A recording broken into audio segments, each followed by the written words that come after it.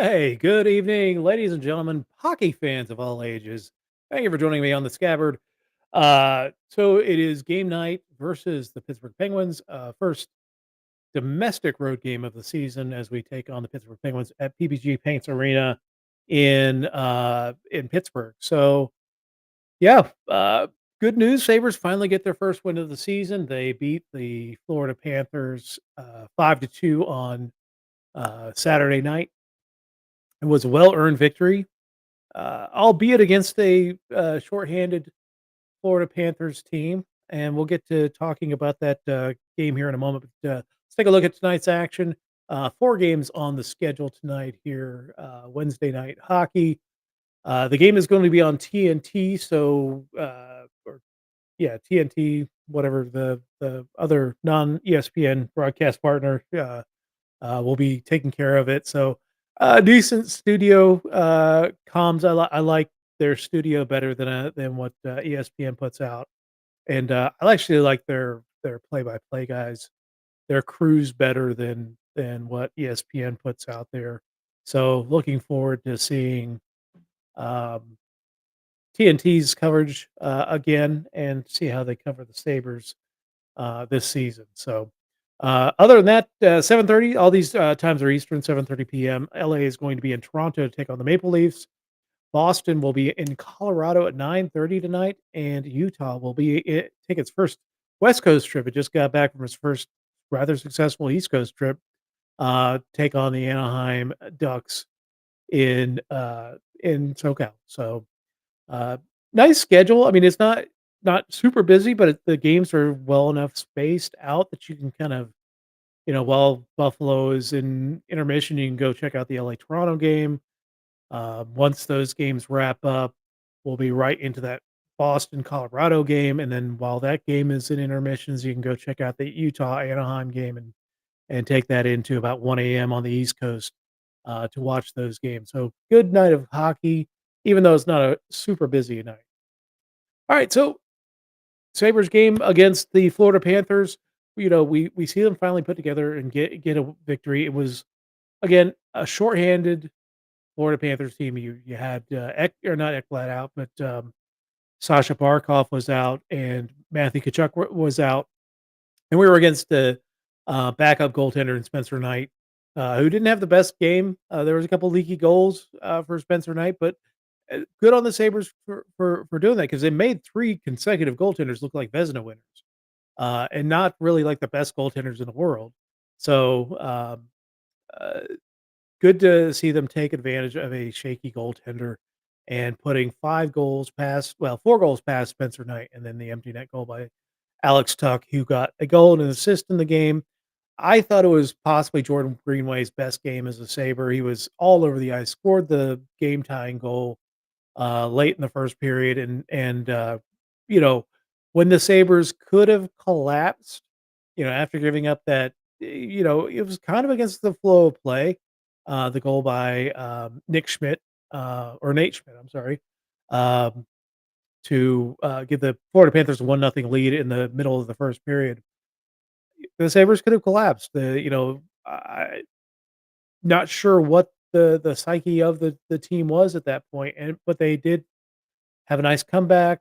Paige Thompson scored. Of course, Alex Tuck gets the empty net goal to cap it off. And I thought Devin Levi played a very solid game and kept the Sabres in it after they fell down. It was another bad defensive zone coverage that allowed Schmidt to skate into the slot and fire a shot past Levi.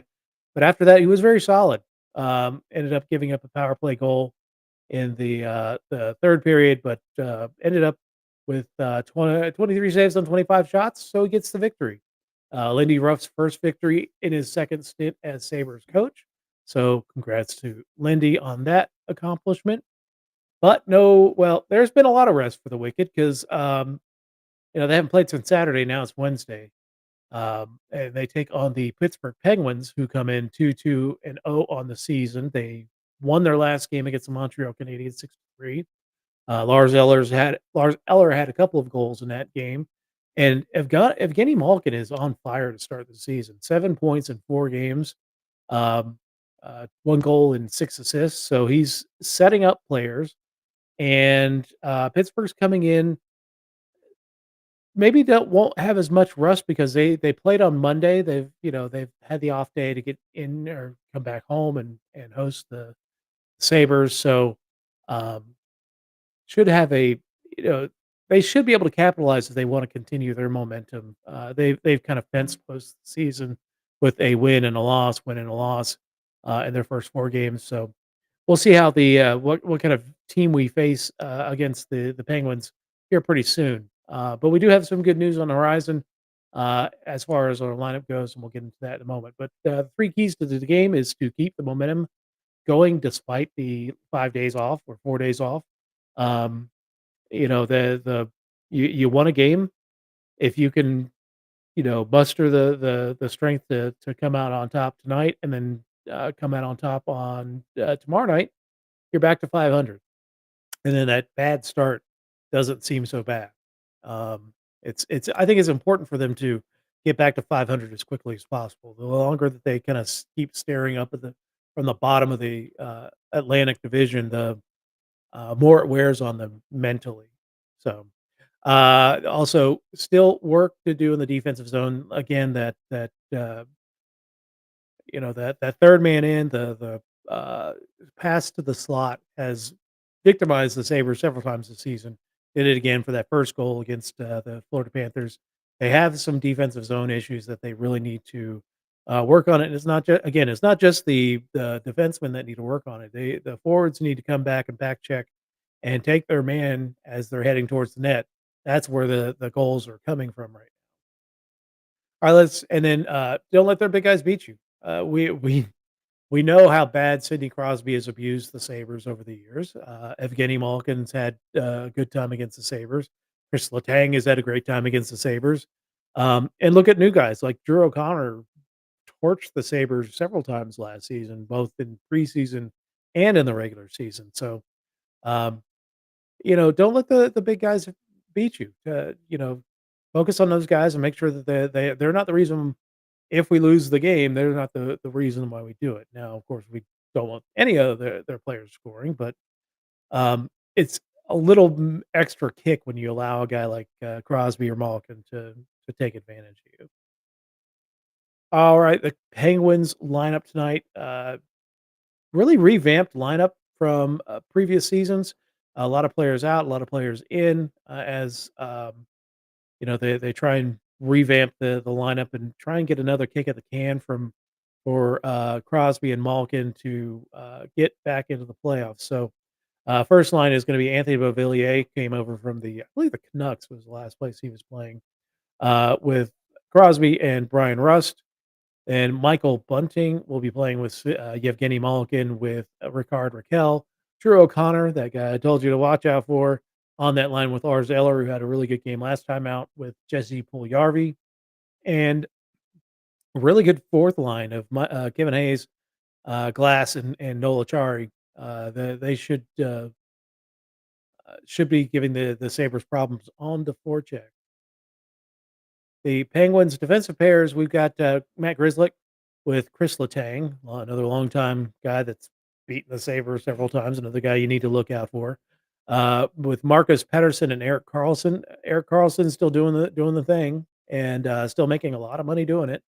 Um, some of it from San Jose still, but the Penguins got him on that trade last season, and he's doing all right. I mean, for a guy that's making as much money as he is, he probably shouldn't be a second pair of defensemen. But if San Jose is still picking up part of the tab, then more power to him. And then Ryan Graves and Jack St. Ivany on the third pair of defense.